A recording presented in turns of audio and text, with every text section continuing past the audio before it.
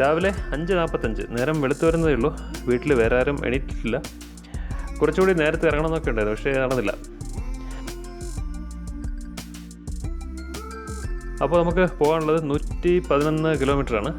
വേറൊരു മൊബൈലിൽ സ്പീഡോമീറ്ററൊക്കെ സെറ്റ് ചെയ്തിട്ടുണ്ട്. അപ്പോൾ എന്തായാലും നമ്മൾ റൈഡ് സ്റ്റാർട്ട് ചെയ്യണം. Hello, good morning. ഇന്ന് നമ്മൾ തികച്ചും വ്യത്യസ്തമായൊരു വീഡിയോ ആണ് ചെയ്യുന്നത്. അതായത് സൈക്കിളിൽ ഒരു ലോങ് റൈഡ്. വീട്ടിൽ നിന്ന് ഏകദേശം ഒരു 111 കിലോമീറ്ററാണ് ഞാൻ ഉദ്ദേശിച്ചിരിക്കുന്നത്. പക്ഷേ നമുക്ക് എത്രത്തോളം എത്താൻ പറ്റുമെന്ന് നോക്കാം.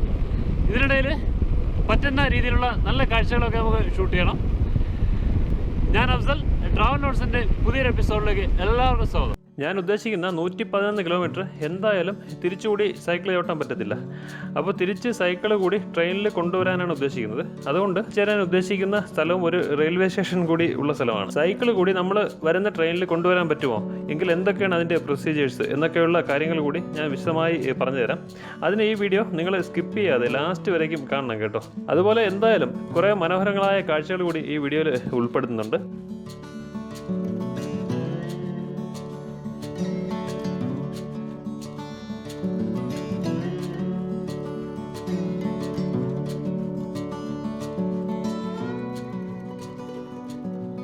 ഇപ്പോൾ സമയം 7:15 5:45, 7:15. അപ്പോൾ 1.5 മണിക്കൂർ കൊണ്ട് നമ്മൾ 15 കിലോമീറ്ററാണ് നമുക്ക് കവർ ചെയ്യാൻ പറ്റിയത്. മണിക്കൂറിൽ ശരാശരി 10 കിലോമീറ്റർ സ്പീഡിൽ താഴെയാണ് പോയിക്കൊണ്ടിരിക്കുന്നത്.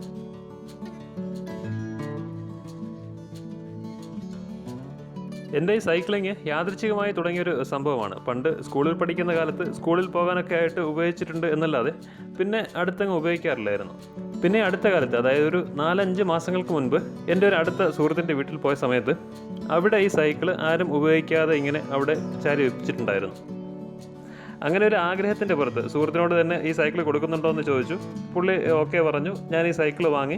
പിന്നീട് ഒരു ദിവസം ഞാൻ ഈ പറഞ്ഞ സുഹൃത്തിൻ്റെ വീട്ടിൽ നിന്നും എൻ്റെ വീട് വരെ ഏകദേശം ഒരു 35 കിലോമീറ്റർ ചവിട്ടി തന്നെയാണ് ഈ സൈക്കിൾ കൊണ്ടുപോകുന്നത്. പിന്നെ ഇതിൻ്റെ ഗിയർ സിസ്റ്റം എല്ലാം ഒന്ന് മനസ്സിലാക്കി ഇടയ്ക്കൊക്കെ ഒരു 5-10 കിലോമീറ്റർ ഇങ്ങനെ കുറേശ്ശെ ചവിട്ടി തുടങ്ങി. അങ്ങനെ സ്ഥിരമായിട്ടൊന്നുമില്ല. ആഴ്ചയിൽ ഒരു 2-3 ദിവസം, മാക്സിമം പോയ ഒരു 4 ദിവസമൊക്കെ, ആഴ്ചയിൽ ഒരു 4 ദിവസം അങ്ങനെയൊക്കെ.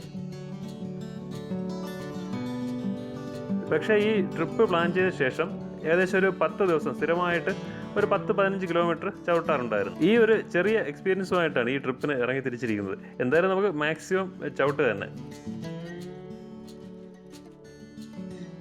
നല്ല വിശപ്പായി. ഇതുവരെ ഒരു ചായ പോലും കുടിച്ചിട്ടില്ല കേട്ടോ. അപ്പോൾ ഒരു ചായയും കുടിക്കണം, എന്തെങ്കിലും ഒന്ന് കഴിക്കുകയും വേണം.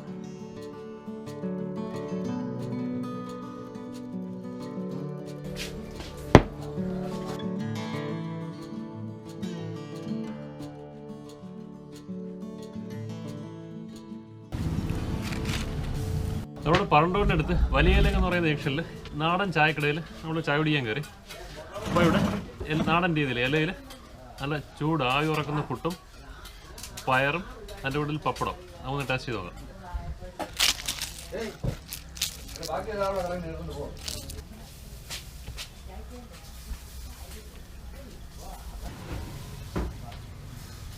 കിടിലൻ കോമ്പിനേഷൻ കേട്ടോ.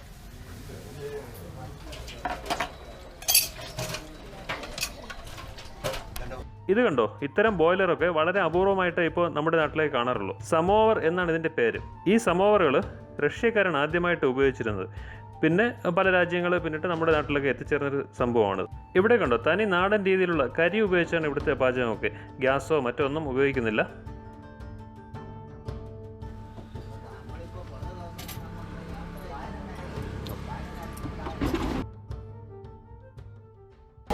ഇതാണ് നമ്മൾ ആ ചായ പിടിച്ച കട. ഇതാണ്. ഉടനെ തന്നെ നമ്മൾ സൈക്കിൾ ഓട്ടുന്നില്ല, ഒരു 10 മിനിറ്റ് റെസ്റ്റ് എടുത്തിട്ട് വീണ്ടും സൈക്കിൾ ഓട്ടുന്നുള്ളൂ.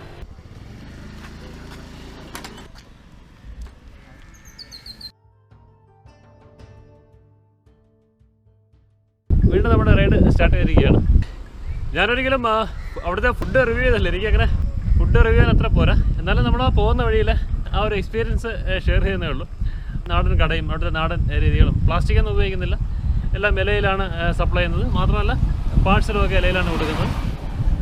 അങ്ങനെ ഒരു എക്സ്പീരിയൻസ് ഷെയർ ചെയ്യുന്നേ ഉള്ളൂ. സമയം ഇപ്പോൾ 9 മണിയായി. 31 കിലോമീറ്ററായി. ശരാശരി 10 കിലോമീറ്റർ സ്പീഡിൽ തന്നെയാണ് ഇങ്ങനെ പോകുന്നത്.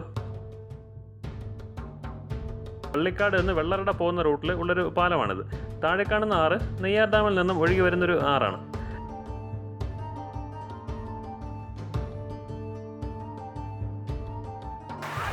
ഇടയ്ക്ക് 5 മിനിറ്റ് വിശ്രമം. അവധി ദിവസം കൂടിയല്ലേ, കുറേ കുഞ്ഞ് അനുജന്മാർ ചേർന്ന് നല്ല പൊരിഞ്ഞ ഫുട്ബോൾ കളി കേട്ടോ. കുറേ നേരം ആ കളി ഇങ്ങനെ നോക്കി നിന്നതേ ഉള്ളൂ. നമ്മുടെ കുട്ടിക്കാലത്തേക്കൊക്കെ നമ്മളെ ഓർമ്മകളിങ്ങനെ കൊണ്ടുപോയി. ജസ്റ്റ് എന്നൊക്കെ പറയൂലേ, ആ സാധനം.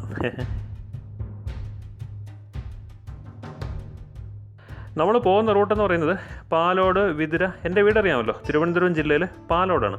അവിടെ നിന്ന് വിതുര, ആര്യനാട്, കള്ളിക്കാട്, വെള്ളറട എത്തണ്ട, അതിന് 1 കിലോമീറ്റർ മുമ്പ് നമ്മൾ തിരിഞ്ഞ് കുലശേഖരത്തേക്ക് പോകും.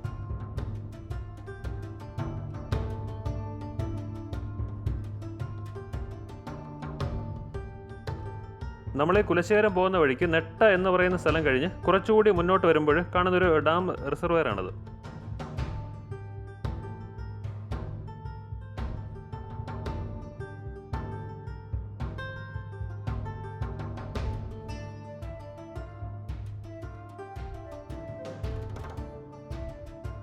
നമ്മൾ ഏകദേശം ഒരു 52 കിലോമീറ്ററോളം റൈഡ് ചെയ്തെത്തി. അപ്പോൾ ഈ റിസർവറിൻ്റെ സൈഡിൽ തന്നെ ഒരുപാട് ചെറിയ ചെറിയ കുടുംബങ്ങളൊക്കെ താമസിക്കുന്നുണ്ട്. അവിടെ ആയിട്ട് ചെറിയ കുളിക്കടവൊക്കെ ഉണ്ട്. അവിടെ റോഡ് സൈഡിന് തൊട്ട് ചേർന്ന് തന്നെയുള്ളൊരു കുളിക്കടവിൽ ഞാൻ ഇറങ്ങി ജസ്റ്റ് ഒന്ന് ഫ്രഷപ്പ് ആവുക, തിരിച്ച് വീണ്ടും റൈഡ് സ്റ്റാർട്ട് ചെയ്യും.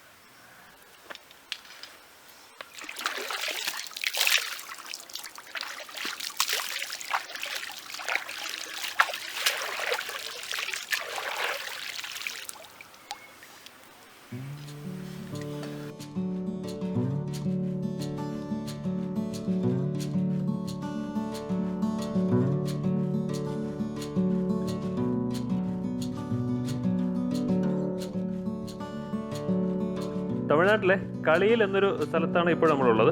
നമ്മൾ ഏകദേശം ഒരു 56 കിലോമീറ്റർ റൈഡ് ചെയ്ത് കഴിഞ്ഞു. ഫേമസായ നമ്മുടെ തൃപ്പരപ്പ് വെള്ളച്ചാട്ടമില്ലേ, അത് ഇവിടെ നിന്ന് വളരെ അടുത്താണ്, ഏതാണ്ട് 1 കിലോമീറ്ററേ ഉള്ളൂ. പക്ഷേ ഇപ്പോൾ നമ്മൾ അങ്ങോട്ട് പോകുന്നില്ല. മറ്റൊരു ദിവസം തൃപ്പരപ്പ് വാട്ടർഫാൾസിൻ്റെ മാത്രം വീഡിയോ നമ്മൾ ചെയ്യുന്നുണ്ട്. നമുക്ക് കുലശേഖരം പോകുന്നതിനും ഈ റൂട്ട് തന്നെയാണ് പോകേണ്ടത്.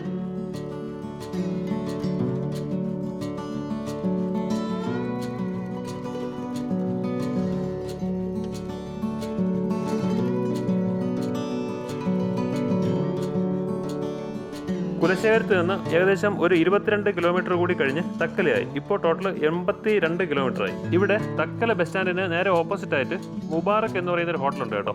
നോൺ വെജിന് ഇവിടെ ഫേമസ് ആണ്. അങ്ങനെ അവിടെ നിന്നൊരു ബിരിയാണിയൊക്കെ കഴിച്ച് മൊബൈലൊക്കെ ഒന്ന് ചാർജ് ചെയ്ത് നല്ലപോലെ വെള്ളമൊക്കെ കുടിച്ച് ഒരു അരമണിക്കൂർ അവിടെ റെസ്റ്റ് ചെയ്തു. ഇനി ഇവിടെ നിന്നൊരു 17 കിലോമീറ്ററും കൂടിയേ ഉള്ളൂ നാഗർകോവിൽ. എന്തായാലും നാഗർകോവിലേക്ക് ഇടുകയാണ്.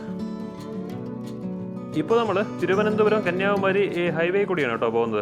നല്ലപോലെ ശ്രദ്ധിച്ച് വേണം പോകാൻ. കാരണം റോഡിൽ കൂടിയാണെങ്കിൽ തുരുതുരെ ഇങ്ങനെ വാഹനങ്ങൾ പോകുന്നുണ്ട്.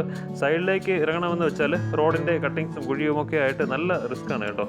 റൈഡും വീഡിയോ ഷൂട്ടിങ്ങും രണ്ടും കൂടിയൊക്കെ നല്ല ബുദ്ധിമുട്ടാണ്. എന്നാലും വേണ്ടല്ലോ, ഇടയ്ക്ക് റെസ്റ്റ് എടുത്തും വഴിയോര കാഴ്ചകളൊക്കെ കണ്ട് ഇങ്ങനെ പൊയ്ക്കൊണ്ടേയിരിക്കുകയാണ്.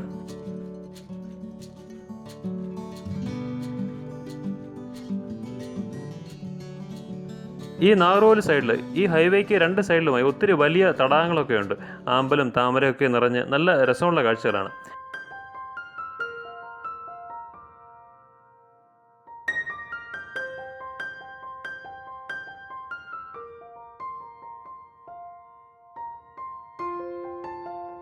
ബേർഡ് ഫോട്ടോഗ്രാഫിക്ക് ഒക്കെ ചെയ്യുന്നവർക്ക് ഒത്തിരി ഇഷ്ടമുള്ള സ്ഥലമാണ് കേട്ടോ ഇത്. കാരണം ഒത്തിരി ദേശാടന പറവുകളൊക്കെ ഈ പ്രദേശങ്ങളിൽ വരാറുണ്ട്.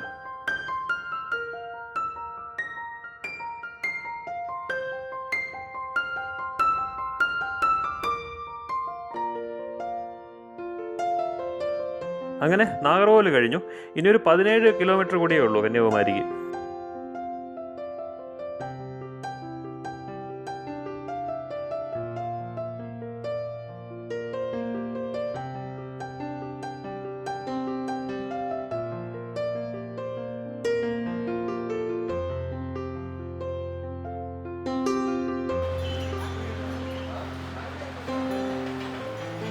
നാഗർകോവിൽ കഴിഞ്ഞ് 4-5 കിലോമീറ്റർ കഴിഞ്ഞ് വലത് സൈഡിൽ കണ്ട ഒരു ഡീവിയേഷനിലൂടെ ജസ്റ്റ് ഉള്ളിലേക്ക് കയറിയതാണ്. സൺസെറ്റിന് മുമ്പ് കന്യാകുമാരി എത്താമെന്ന് കരുതിയെങ്കിലും അതിന് നടക്കില്ല കേട്ടോ.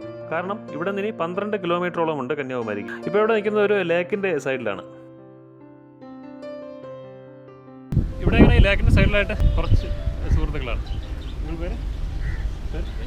വെങ്കടേഷ്, സുരേഷ്, അരുൺ. അഭി പേര്? അനിൽ. ഓക്കെ. എല്ലാവരും പക്കത്തിലാ? ഒരേ ഊര്. ഓക്കെ.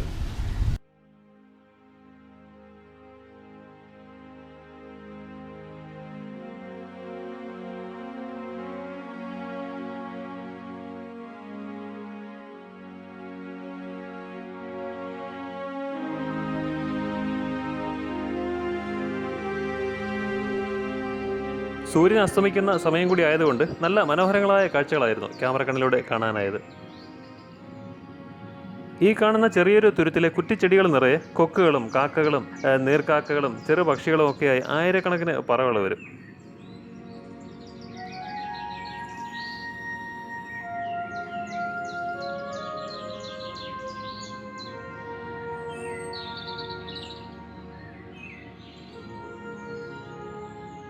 എൻ്റെ ഡ്രോൺ ക്യാമറ ആ തുരുത്തിനടുത്തേക്ക് കുറച്ചുകൂടി പറപ്പിച്ചിരുന്നെങ്കിൽ ആ തുരുത്തിൽ നിന്ന് പക്ഷിയുടെ കൂട്ടമായി പറന്നുയരുന്ന മനോഹരമായ വീഡിയോ കൂടി ചിത്രീകരിക്കാമായിരുന്നു. പക്ഷേ നമ്മുടെ യാത്രകൾ കൊണ്ട് മറ്റൊരാൾക്കും മറ്റൊരു ജീവജാലങ്ങൾക്കും ഒരു തരത്തിലുമുള്ള ബുദ്ധിമുട്ടുകളും ഉണ്ടാകാതിരുന്നാൽ മാത്രമേ യാത്രകൾ സന്തോഷകരമാവുകയുള്ളൂ എന്നുള്ളത് കൊണ്ട് ആ ഒരു ഫ്രെയിം മനഃപൂർവ്വം വേണ്ട എന്ന് വയ്ക്കുകയായിരുന്നു.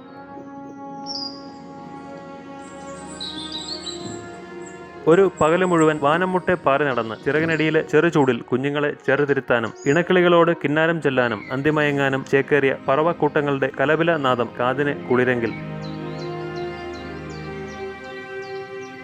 ആകാശവും ഭൂമിയും ചുവപ്പിച്ച് മറ്റേതോ ദേശത്തിന് വെളിച്ചവുമായി മറഞ്ഞു നീങ്ങിയ സൂര്യൻ കണ്ണിന് കുളിരായി.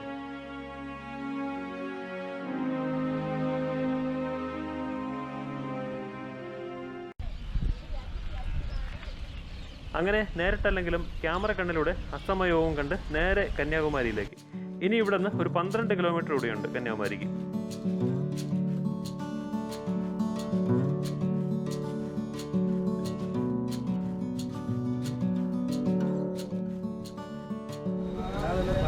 കന്യാകുമാരിക്ക് ഇവിടെ നിന്ന് 5 കിലോമീറ്റർ. ഇവിടെ നിന്നൊരു വെള്ളം കുടിച്ചത് ഫ്രഷായിട്ട് ചേട്ടാ ഒരു ഭവൻ 1 ലിറ്റർ.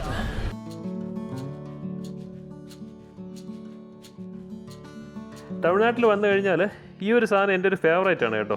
ഇത് തമിഴ്നാട്ടിൽ മാത്രമേ കിട്ടുകയുള്ളൂ. മുന്തിരി ജ്യൂസിൻ്റെ ഒരു ഫ്ലേവർ, അത്രയേ ഉള്ളൂ.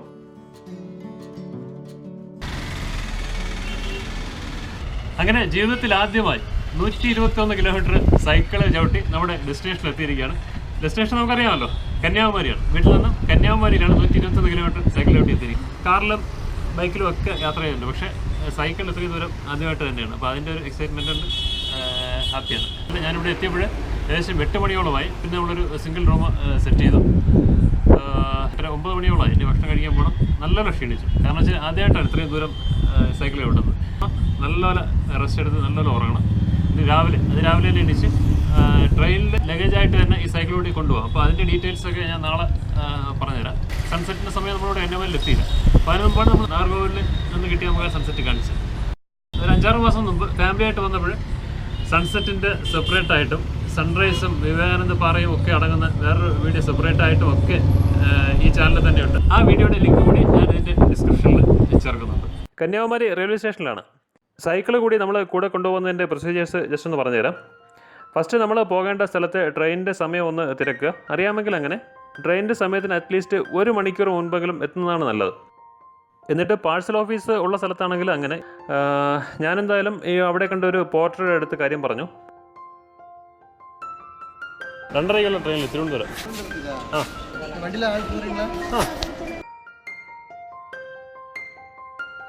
പുള്ളിക്കാരൻ തന്നെ ഫോം എല്ലാം ഫില്ല് ചെയ്ത് തന്നു.